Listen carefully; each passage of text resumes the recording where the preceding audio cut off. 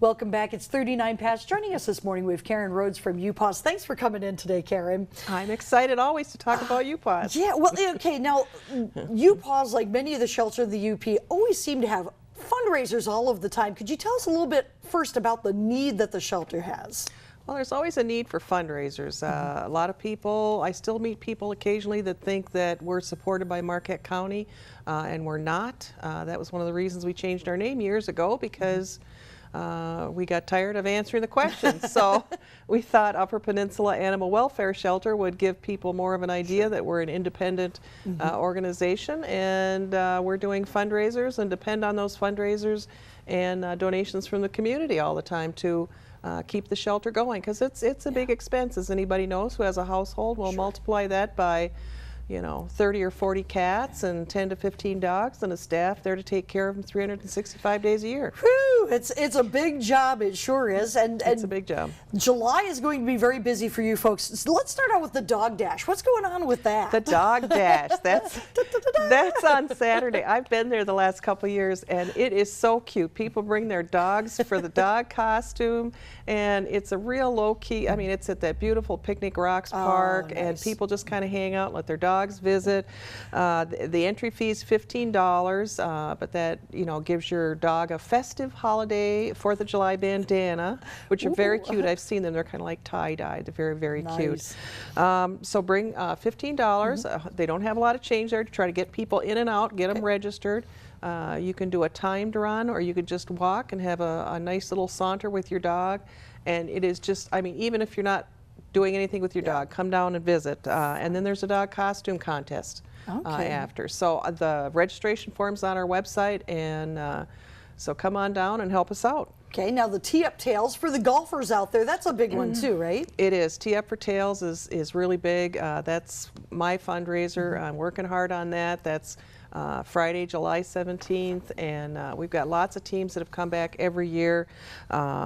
It's at the Marquette Heritage Course. We've got room for more teams. We've got room for more tee sponsors.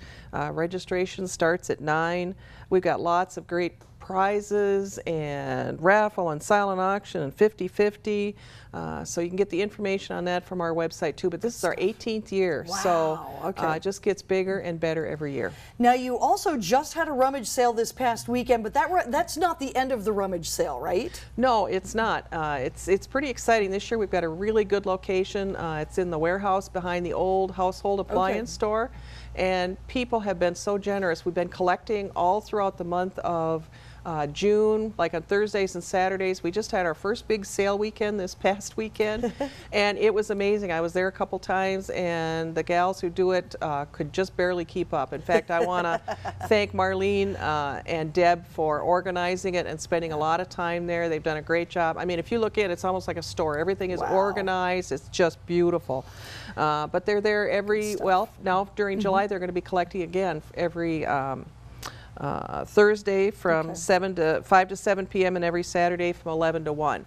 So if you got something to donate, stop off, and while you're there, look for something that you want to buy. We even have doors that Lowe's donated. That's what you're saying. Wow, that is a great deal. I know, and people have been showing up with things from their rummage sales, although I hear it's almost full now, so I would check beforehand. Okay, and the one that I was excited about, because I know starting up this week, the voting is going to begin for the calendar. I really want my cat to be in the calendar this year. Well, I have 4 of my kitties in there, so you have to, there'll be some competition, I know.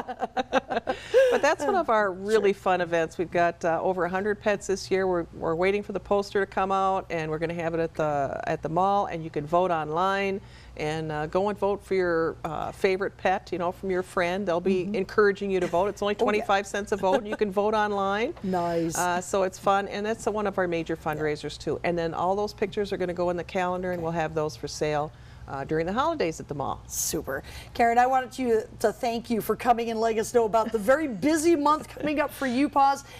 Any of the shelters, be sure to help them out, because they've got a big job ahead. They do. Check our website, upaws.org, because there's actually 2 or 3 other events coming up, including Blueberry Fest before July ends. So July is going to be very busy for us. All right, super. Thanks. And speaking of July, it's always a very busy time for people in the fireworks business. Ashley Kirkland at The Other Guys Fireworks to tell us more about it in a moment.